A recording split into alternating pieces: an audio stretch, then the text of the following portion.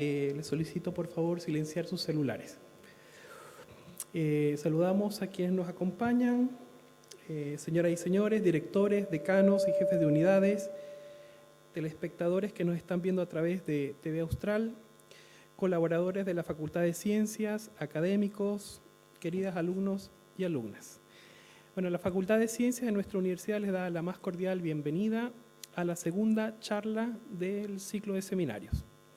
Bueno, para las personas que recientemente participan en esta actividad, les comento que el ciclo de seminario ya es una tradición. Se viene dando desde el año 2005 y por tanto este es su 9º año. Bueno, esta actividad está orientada y dirigida a toda la comunidad universitaria como también al público en general. Cada mes se presentará un académico de nuestra facultad y dará a conocer los resultados de sus investigaciones de manera sencilla y didáctica, acercando su quehacer científico a quienes estén interesados en participar. Bueno, para la presente fecha tenemos invitado al doctor Alejandro Yáñez, académico del Instituto de Bioquímica y Microbiología. Alejandro estudió bioquímica en nuestra casa de estudios, obteniendo su título profesional en el año 1990. Luego realizó su doctorado en ciencias, mención biología molecular y celular, en esta misma universidad.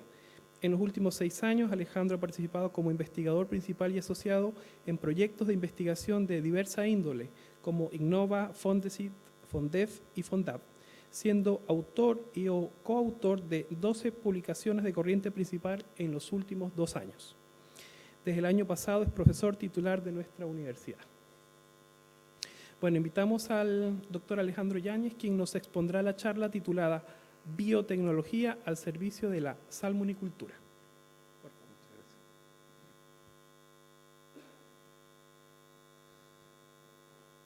Primero que nada, muchas gracias por la invitación a la facultad y al organizador.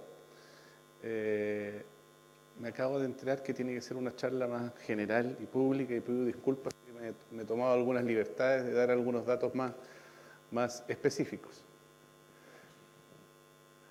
La industria nacional tiene un contexto productivo y el contexto productivo de Chile a nivel de la producción mundial viene dado de los últimos años. Aquí una tabla de la FAO, donde podemos ver que Chile está dentro de los primeros lugares de producción en general de productos acuícolas, alcanzando a las 4.668 toneladas en general. Con respecto a las cifras específicas de Chile, podemos ver que la pesca se ha mantenido y cabe destacar que la pesca va en disminución. Posteriormente tenemos la acuicultura como rubro en general, donde está tanto la miticultura, la producción de algas y la producción de salmónidos, que también van en aumento, y posteriormente viene el total del sector pesquero, que es pesca y acuicultura, y ustedes pueden ver cómo Chile sigue posicionándose a nivel mundial hacia un aumento de las tasas productivas. ¿Dónde se cultivan en general la salmonicultura? Ustedes pueden ver que es en la 10ª región, en la 11ª región y recientemente ha ido aumentando la 12ª región. En azul ustedes pueden ver cómo han sido los cambios de biomasa en las distintas regiones y ustedes pueden ver que la biomasa, por ejemplo, después de la aparición del brote del virus ISA que apareció en los fines del año 2007 e impactó fuertemente la salmonicultura durante el 2008, la biomasa bajó radicalmente a la mitad y posteriormente los centros que estaban en cultivo en la 10ª región, debido a la alta prevalencia de esta enfermedad, han sido lentamente repoblados. Sin embargo, ¿dónde ha crecido más la salmonicultura en los últimos años? En la región de Aysén y Magallanes. ¿Qué es lo que consumimos a nivel mundial? A nivel mundial hay una serie de salmónidos que se consumen. Básicamente el que lleva la delantera, pero por mucho, es el salmón del Atlántico, debido a la alta calidad de su filete que permite, por ejemplo, los sushi. Y posteriormente tenemos mucho salmón que es de caza, en Canadá sobre todo, que es el salmón pink, el salmón rosado.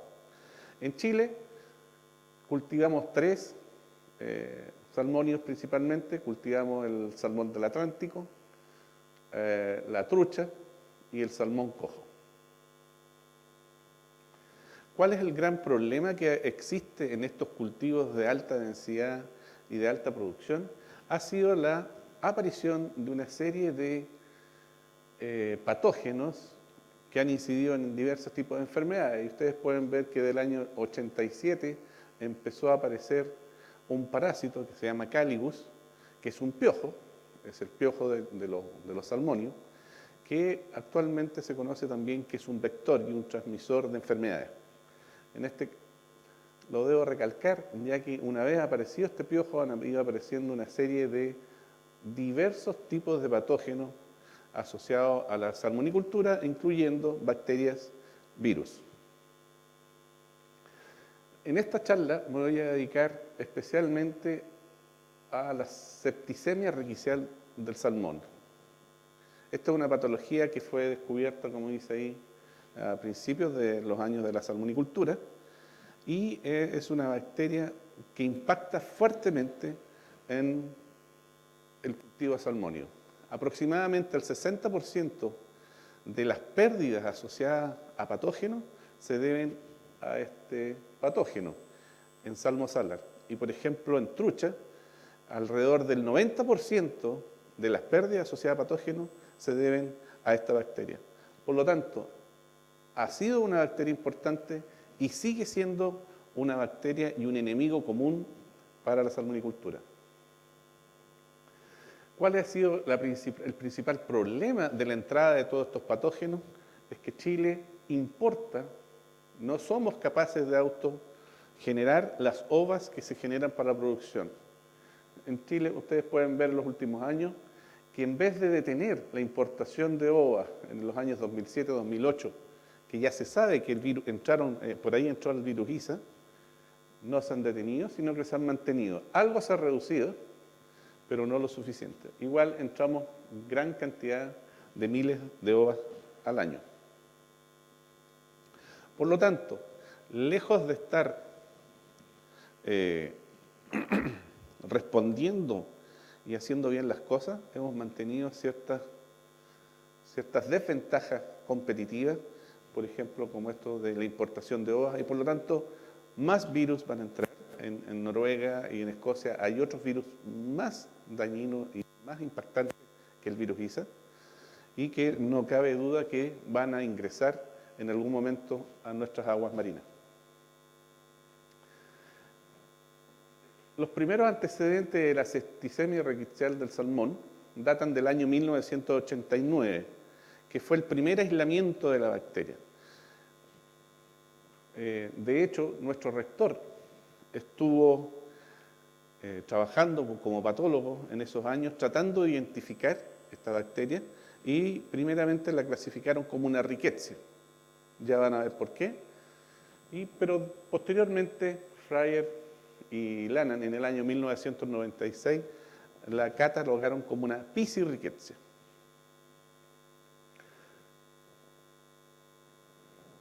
¿Cuál es la cepa de referencia? La cepa de referencia se denominó LF89, 89 por el año en que fue aislada, y en estos casos se tienen que depositar en un cepario internacional que es la ATCC, y esta bacteria, por lo tanto, pasó a ser el ícono mundial de Piscirickettsia salmonis. Esta bacteria es una gama protobacteria, y al contrario de las rickettsia, que son alfa-protobacterias. Por lo tanto, en rigor, está siendo mal clasificada como una rickettsia. Es de las familias Piscirickettsae y el género Piscirickettsia. ¿Cuáles son las características más importantes que llevaron a pensar que era una rickettsia?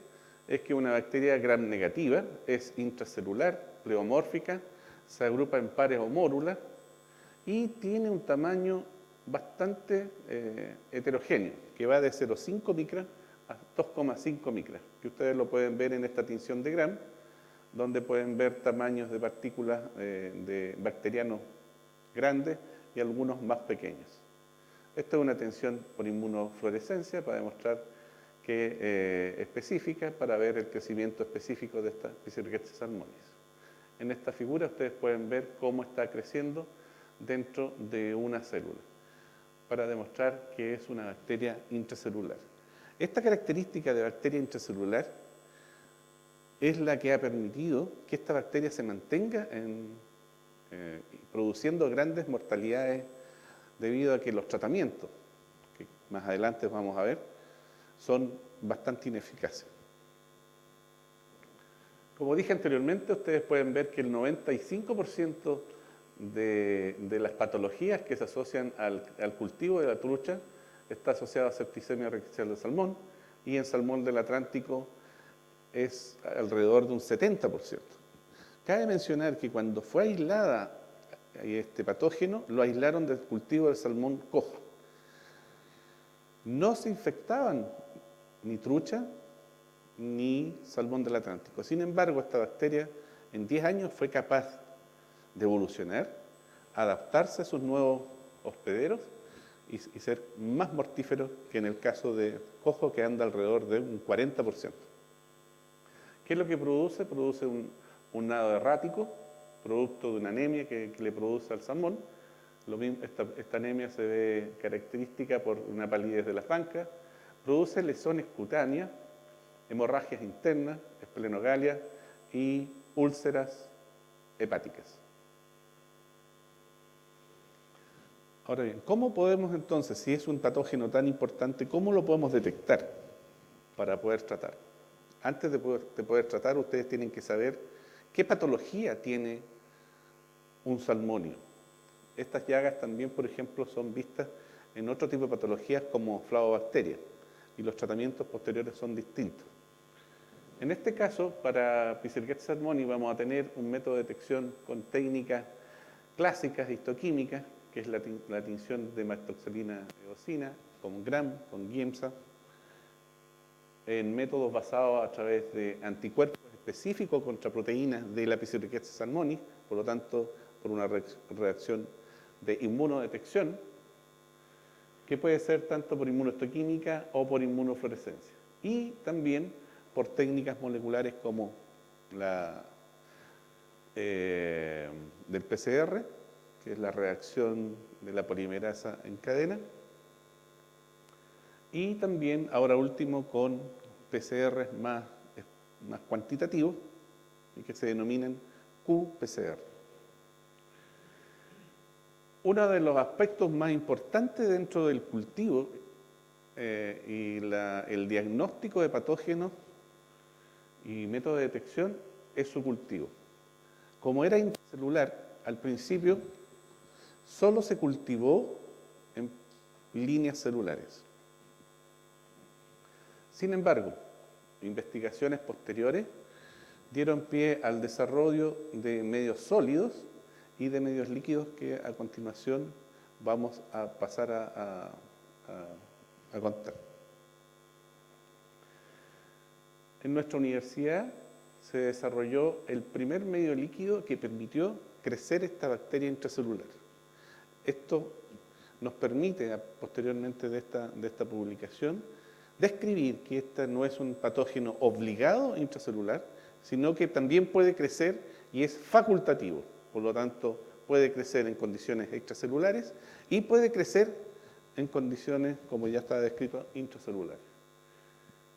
¿Cuáles fueron las características de este medio?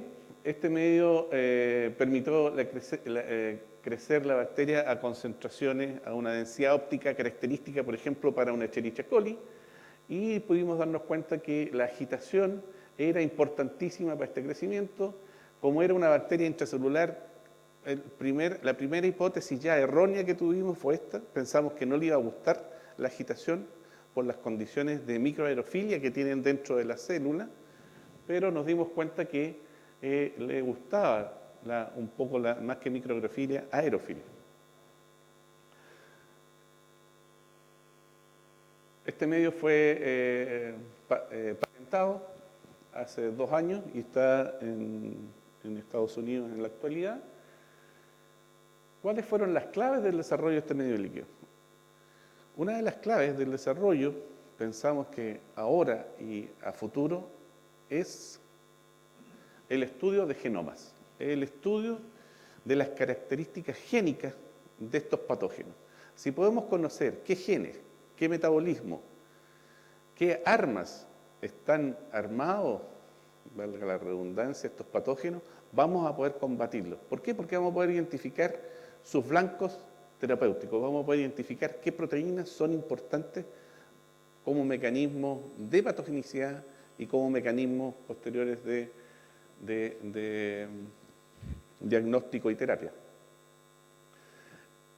Secuenciamos el primer genoma de esta bacteria. Esto fue debido a que teníamos este medio líquido. Si no teníamos el medio líquido, no podíamos crecer la bacteria. Teniendo este medio líquido, pues, pudimos crecer la bacteria y pudimos aislar DNA de alta calidad, que es esencial para poder tener una secuencia de un genoma. Previamente, BioChile trató de secuenciar este patógeno. El problema que tuvo, como creció la bacteria en una línea celular, al aislar posteriormente la bacteria, y la bacteria tiene el mismo tamaño que una mitocondria, lo que obtuvieron fue un 90% de genes mitocondriales de las células y un 10% de genes de bacteria. Ellos reportaron el aislamiento y el secuenciamiento de 190 genes, y nosotros con este genoma tenemos reportado a la fecha 3.600 genes. O sea, ustedes pueden comprender cómo la calidad de un DNA les puede graficar fuertemente la calidad del genoma. Dentro de las características funcionales, cuando uno tiene un genoma, olvídense que no van a ver nada aquí. Lo importante es que uno puede utilizar programas donde vamos a buscar genes de funciones moleculares y funciones de procesos biológicos. Dentro de los procesos biológicos, lo más importante es saber qué metabolismo va a tener esta bacteria. Fuimos a ver y tiene, para los que ustedes recuerdan algo de bioquímica, la parte central de la bioquímica de cualquier célula es la glicólisis, el ciclo de Krebs, las vías de las pentosas y otras vías lipídicas. Las tiene todas. Por lo tanto, es una bacteria prácticamente muy parecida a una célula normal, contiene todo el metabolismo, tiene transportadores de manosa, de fructosa, de todos los azúcares que pueda tener disponible, por lo tanto no es independiente del azúcar que ustedes estudian. Y también tiene una serie de transportadores de aminoácidos. Esto ya nos está diciendo que la bacteria va a requerir de azúcares y de aminoácidos.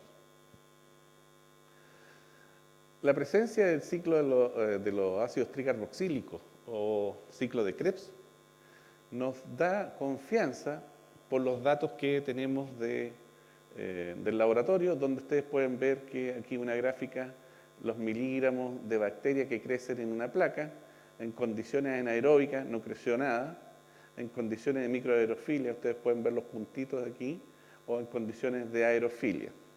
Eso quiere decir que es capaz de manejar el oxígeno y vivir en estas condiciones.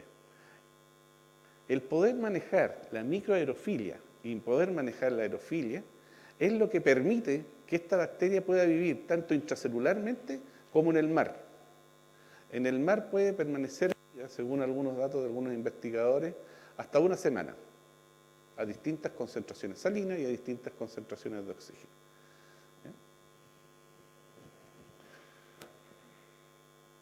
Otro punto importante al estudiar el genoma de una bacteria, que ustedes pueden ver ahora la disposición de diversos tipos de genes y cómo estos genes están en posiciones positivas, negativas, y qué es lo que están indicando, que existen clústeres de genes que van a estar regulados todos por operones similares.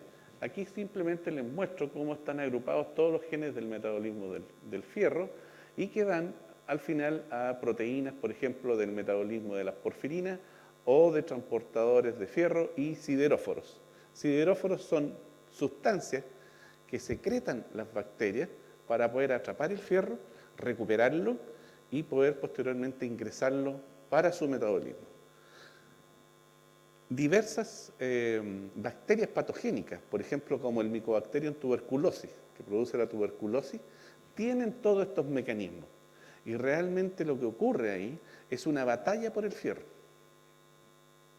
Cuando ustedes tienen una infección, lo primero que se les produce es una faja de fierro, anemia, y eso está explicando por qué en Pizziricchia salmoni, en la septicemia rickettsial, se producen estos cuadros anémicos y que en estos momentos estamos estudiando, ya que podemos saber ahora que esta bacteria tiene esta capacidad de pelear el fierro del salmón.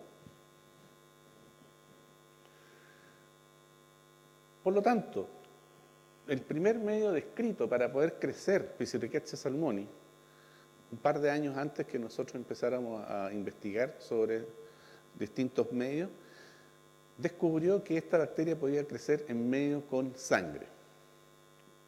Frente a los datos que le he estado dando del fierro, uno podría pensar rápidamente que puede ser tanto las concentraciones de hemoglobina, que pueden ser las concentraciones de proteína o aminoácidos, o el fierro. Habían un sinnúmero de posibilidades, pero una vez teniendo estos datos, básicamente pudimos ver que la bacteria era netamente dependiente de las concentraciones de fierro y que si uno va aumentando las concentraciones de fierro, la bacteria era capaz de crecer. Y uno de sus requerimientos básicos es fierro. Y esa es la base de la patente que fue presentada por esta universidad. O sea, cualquier persona que quiera crecer Pizziricchia salmonis, si quiere usar fierro, le va a tener que pagar a alguien porque esperamos algún día vender la patente. Otro aspecto interesante es que fue descrito mucho antes que nosotros también trabajáramos, era que era dependiente de cisteína. Y entre cisteína y fierro existen varias conexiones y que estamos investigando en la actualidad. Ustedes pueden ver cómo si ustedes van aumentando las concentraciones de este aminoácido, la bacteria también crece en forma proporcional. Sin embargo, no lo puse aquí, si ustedes agregan mayor concentraciones de cisteína, la bacteria no crece, llega a ser tóxica.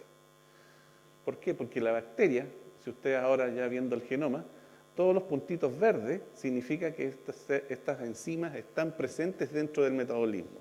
Y ustedes pueden ver que aquí hay un cuadrado completo donde no hay ninguna enzima.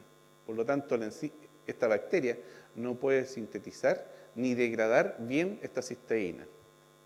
Por lo tanto, los grupos sulfuros que están presentes en este aminoácido, posteriormente van a ser tóxicos para la misma bacteria.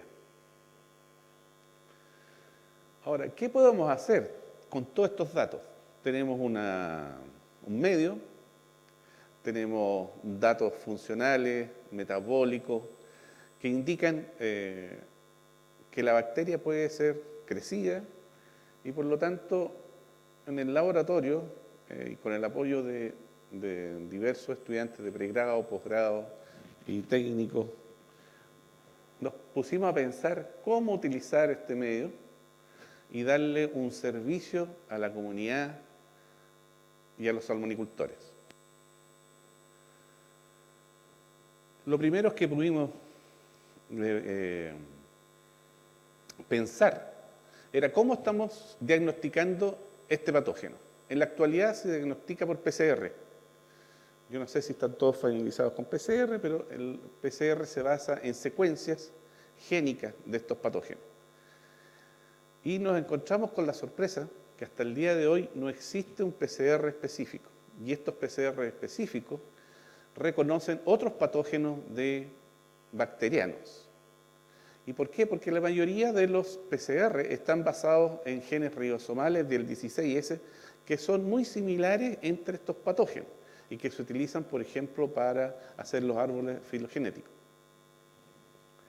Por lo tanto, como tenemos estos 3.600 genes, hicimos un blast de los 3.600 genes contra la base de todos los genomas y de todas las secuencias existentes en bases de datos. Y ahí salieron 300 genes únicos. Hicimos como una búsqueda al revés.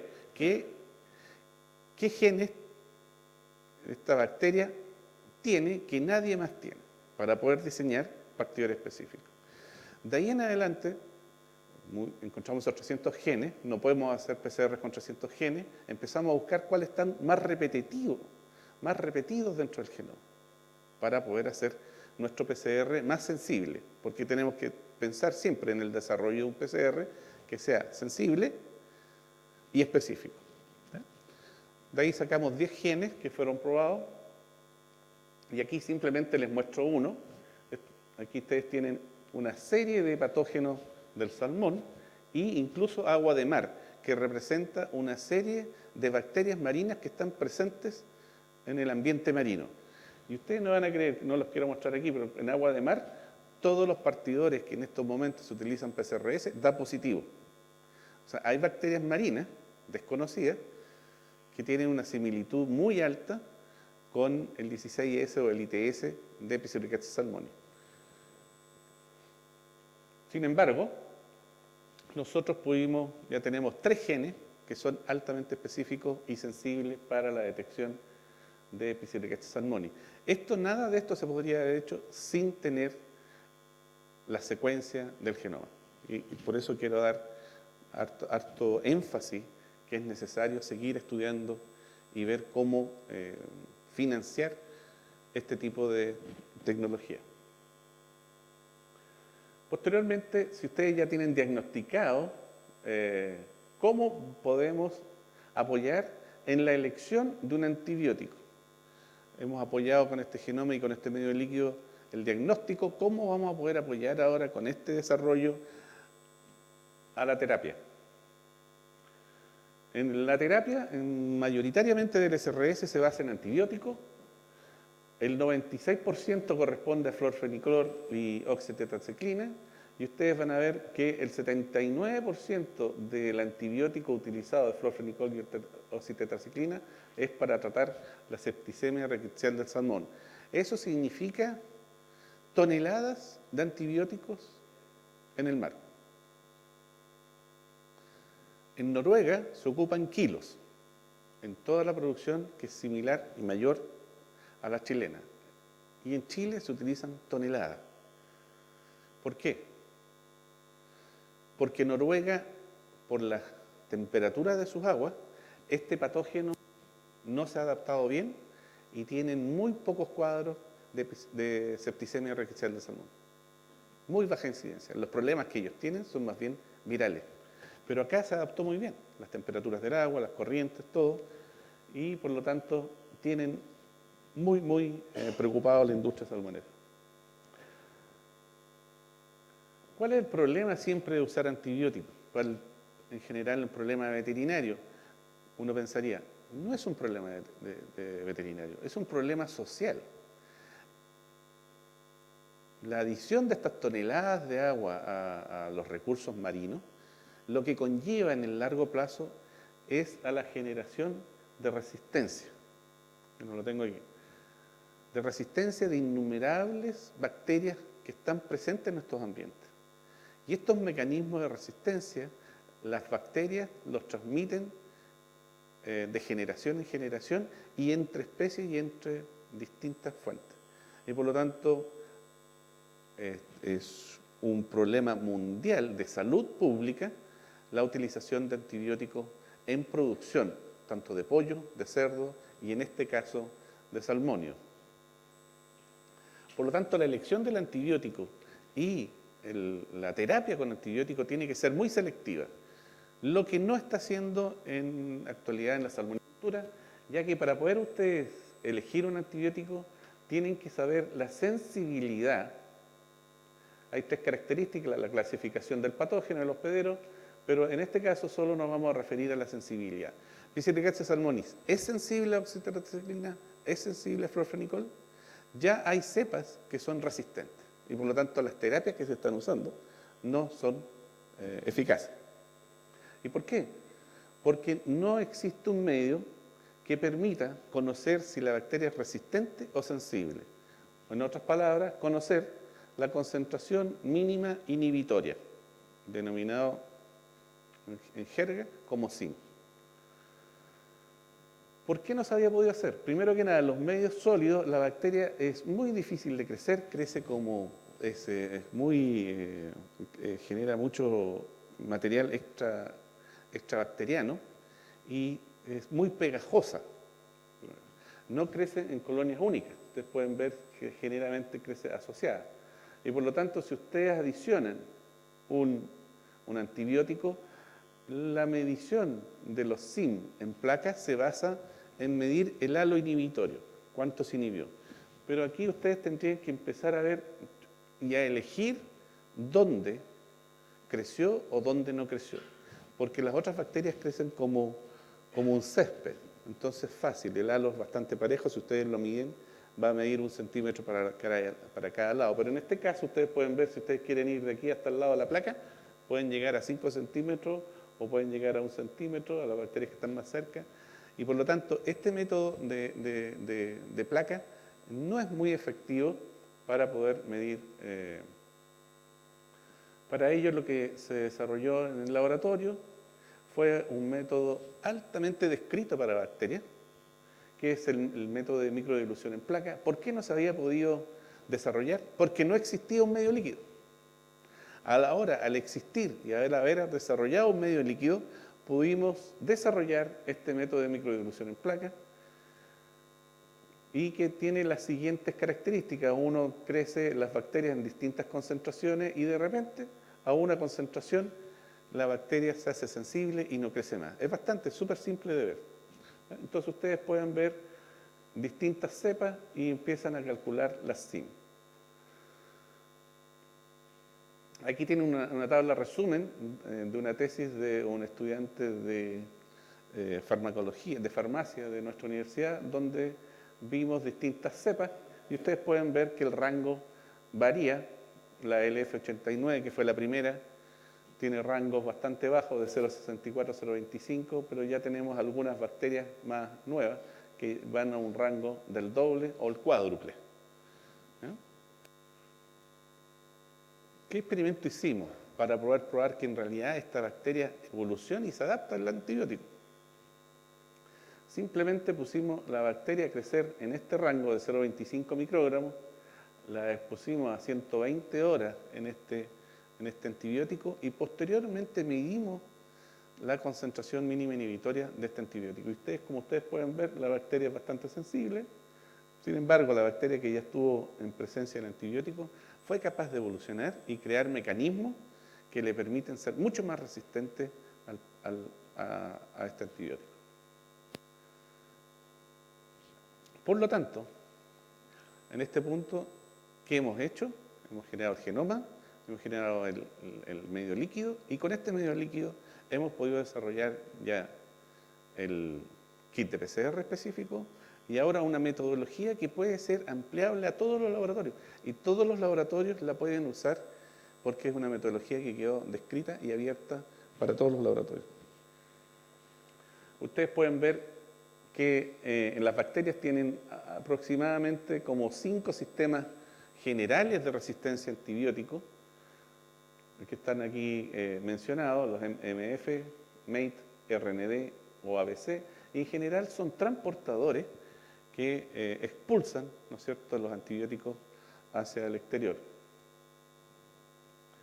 Simplemente, como nuevamente tenemos el genoma, escogimos algunos de los genes de esta familia, en este caso familias de los genes RND, y fuimos a ver los cambios de expresión, y ustedes pueden ver cómo, si ustedes la adicionan forfenicol, a las 0 horas, a las 6 horas, a las 12 horas, a las 24 horas, a las 72 horas, cómo se induce la expresión de genes de resistencia y la bacteria, por lo tanto, se prepara para un segundo ataque farmacológico.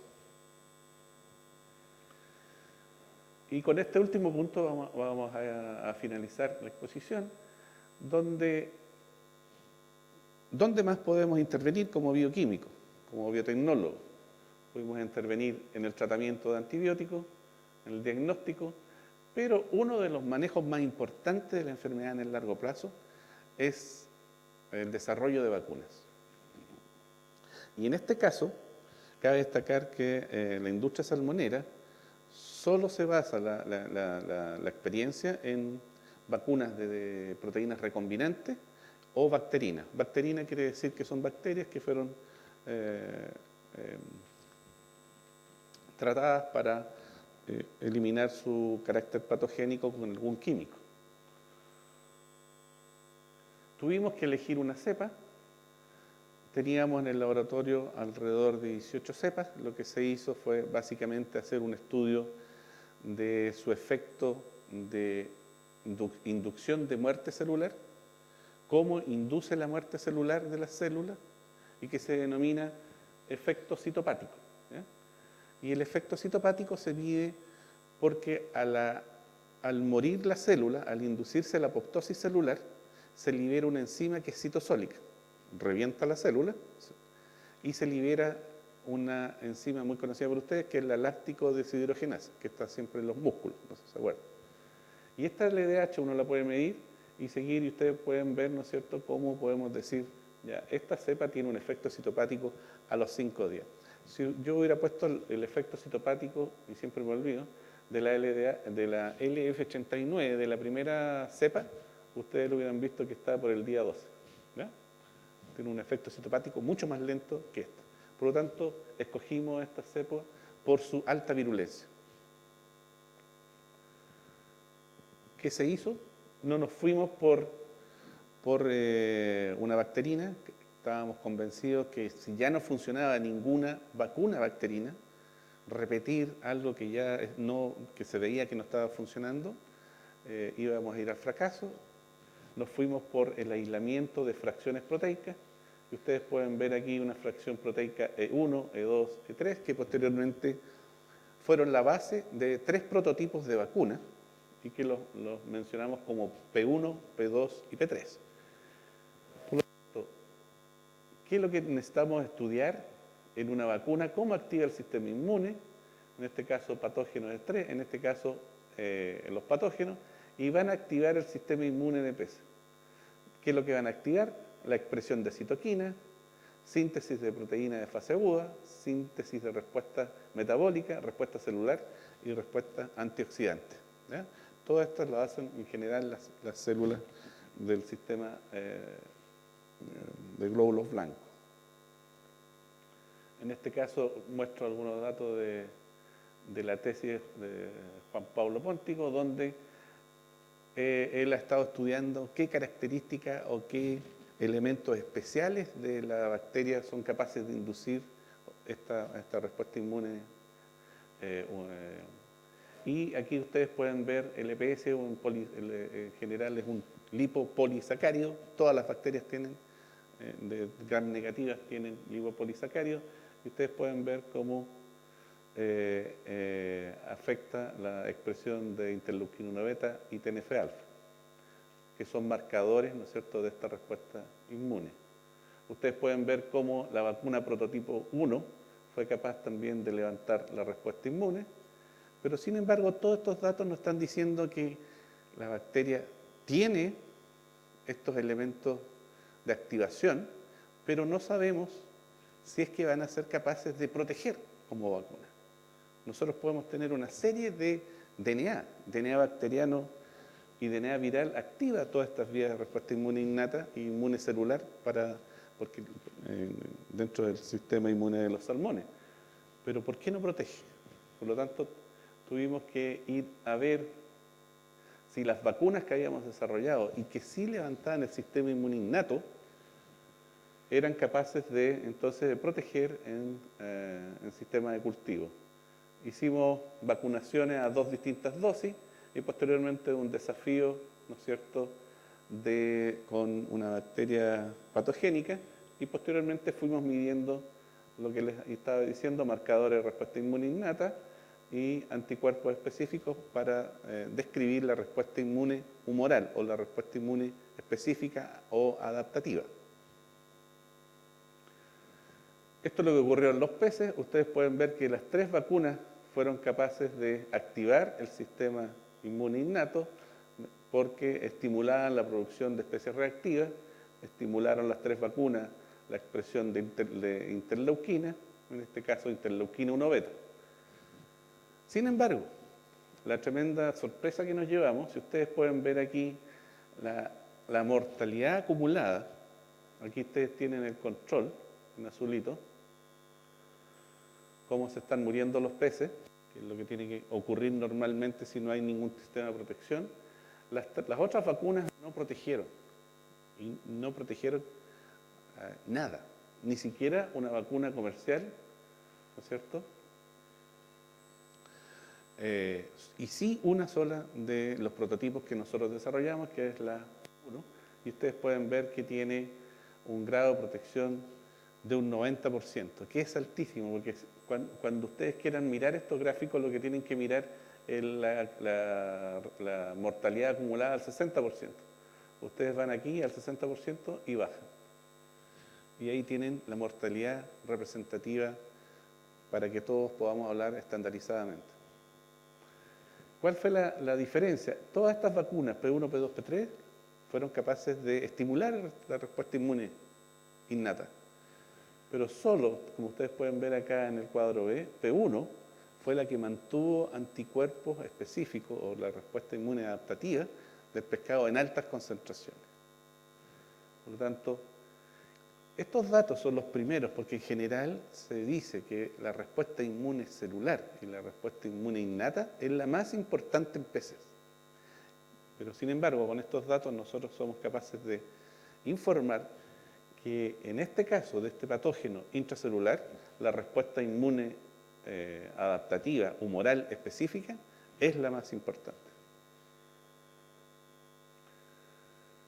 Las conclusiones: se han desarrollado un nuevo medio líquido que lo denominamos con el nombre de nuestra universidad, Austral SRS Broth. La bacteria mantuvo su virulencia y su patogenicidad en estos medios desarrollados. Nos permitió aislar el DNA bacteriano y posteriormente secuenciar el genoma. Nos permitió desarrollar el primer método reproducible y exitoso para la medición de la concentración mínima inhibitoria de antibióticos. Posteriormente nos permitió desarrollar un prototipo de vacuna desarrollado en el aislamiento de proteínas específicas. Y lo que les decía, nos permitió determinar que la expresión de interleuquina 1 beta como ROS y lisozima, que fue activada por las 3 vacunas prototipos, demostró que la activación de la inmunidad innata no es un marcador predictivo de vacunas, que en la actualidad se utiliza mucho como marcador predictivo, pero que nosotros pudimos demostrar que no lo es. Y finalmente, el último punto, que el análisis inmunológico demostró que la protección más bien está relacionada, como en mamíferos, a la inducción de anticuerpos específicos contra P. salmonis estables de larga duración.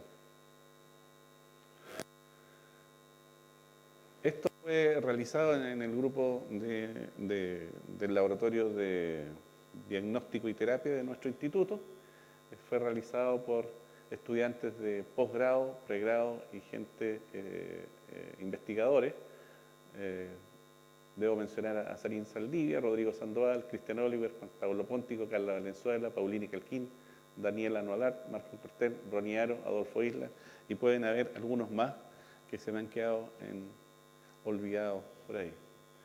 Tenemos una serie de colaboradores, profesores de nuestra universidad, profesores externos a nuestra universidad, y hemos contado con una serie de colaboradores que son de empresas como Etecma, Marine Harvest, Ventisquero y IWAS, que han permitido que esta investigación se lleve a cabo. Gracias.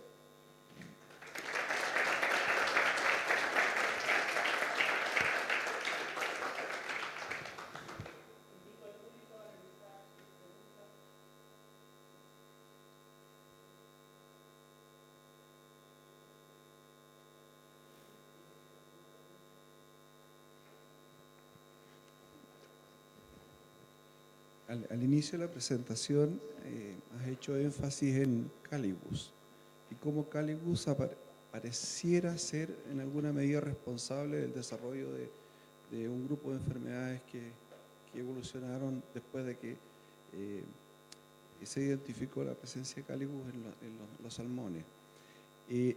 ¿Tú dirías que él es el portador del problema de esta bacteria o en la medida que él afecta al pez, lo debilita como para que la bacteria lo ataque?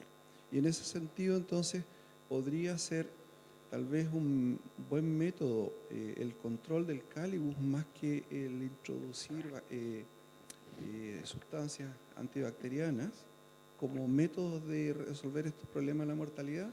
Y una segunda cosita es cómo afecta las altas densidades del cultivo en términos de la propagación de la enfermedad que tú has descrito.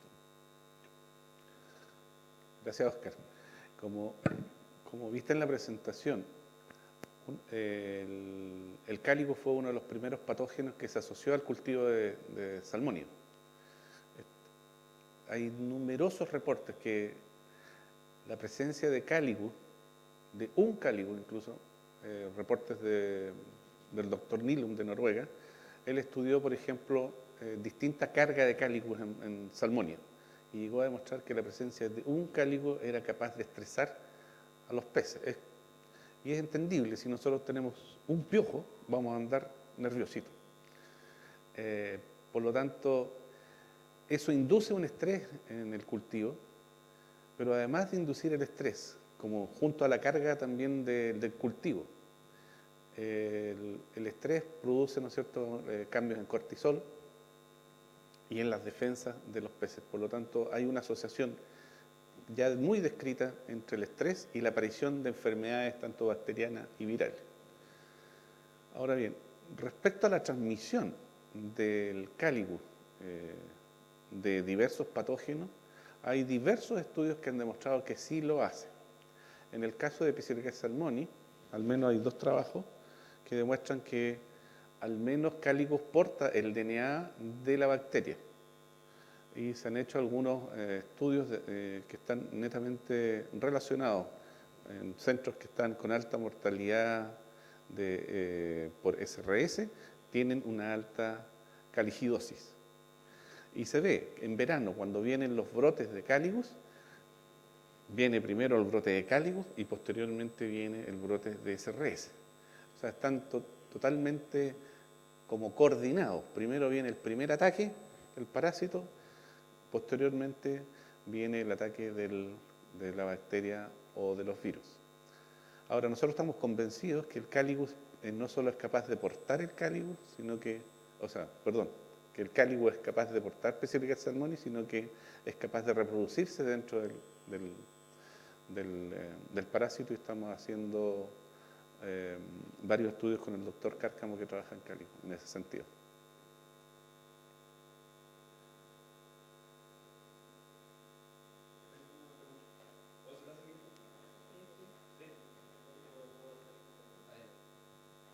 Oye, primero que nada, felicitarte por la presentación. Creo que es un muy bonito ejemplo de una serie de aplicaciones que parten de un estudio bastante básico como es determinar la secuencia del genoma de Pizziricales. Y bueno, básicamente mi pregunta va justamente por el lado de la genética. Es una curiosidad. ¿Ustedes han hecho o han visto qué tan manipulable es el genoma de Pizziricales salmoni? Entendiendo que se pueden hacer más aplicaciones, sabiendo si se pueden aplicar ciertas técnicas genéticas para hacer, no sé, mutantes o cosas por el estilo. Y tengo otra pregunta. Tú mostraste resultados respecto si mal no recuerdo, con respecto al LPS, ¿cierto? Pero los preparados que obtuvieron, creo que el preparado P1 era algo proteico, ¿no? Pero ¿no probaron, por ejemplo, algún preparado con LPS y ver el desafío que tal da con respecto a un prototipo de vacuna? Vamos a partir por la segunda pregunta. En general, el LPS se utiliza mucho en la preparación de vacunas. Y en general se ha visto que es un excelente inductor de la respuesta inmune innata y por lo tanto prepara al al individuo, al hospedero, para poder posteriormente reaccionar de mejor manera en el estado inmunológico mediante anticuerpos. Sin embargo, nosotros partimos con el conocimiento de que las bacterinas de Pizziricacea salmoni se comportaban en forma diferencial a otro tipo de bacterinas también gram negativas que tienen el EPS. Ejemplo, Escherichia coli. ¿Qué es lo que se conocía o qué es lo que o se andaba en rumores? De que si tú aumentabas las concentraciones de la vacuna basada en el EPS, no solo no activabas nada, sino que matabas al salmónido. Y el salmónido entraba en crisis. Por lo tanto, ahí podía haber un efecto adverso o negativo del LPS hacia una inmunomodulación negativa. Basado en eso, en esa hipótesis, fue que se aisló el LPS para ver si es un componente positivo o era un componente negativo de esta inmunomodulación. Lo que pudimos ver que las concentraciones que se pudieron evaluar tiene un comportamiento no tan estimulante como otros LPS, pero no tiene un componente negativo. Con respecto a la otra pregunta, nosotros hemos tratado de manipular genéticamente la bacteria en un par de ocasiones, básicamente, por ejemplo, hacer transfecciones para transformarla en una bacteria verde y poder seguirla y hacer otros estudios más bien celulares. Y nos hemos encontrado que es bien difícil de trabajar con la bacteria. Primero que nada, crece a 18 grados. Y la mayoría de los kits que se basan, por ejemplo, en utilizar enzimas como tramposasa, que permiten cambiar estos elementos génicos e introducirlos en el genoma para que la bacteria quede cambiada en su progenie, estas enzimas se activan sobre 25, sobre 30 grados y la bacteria se muere sobre 25 grados. Por lo tanto, tenemos ahí un problema biotecnológico de buscar algún sistema de recombinación o algún sistema o otro tipo de sistema enzimático de bajas temperaturas que nos permita modificar genéticamente esta bacteria. Hay una tesis de doctorado en curso que es de Marcos Cortés. Él tendrá que ir al extranjero a aprender cómo poder manipularla.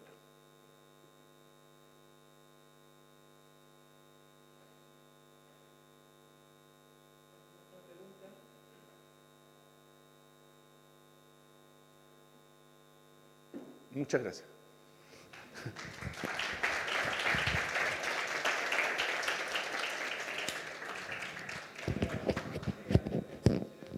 Exposición, los dejo invitados a la siguiente charla, Bosque templado bajo cambio climático, una mirada funcional desde el árbol a la ciencia, que será expuesta por el doctor Milton Jiménez Castillo del Instituto de Ciencias Ambientales y Evolutivas el jueves 7 de noviembre a la misma hora.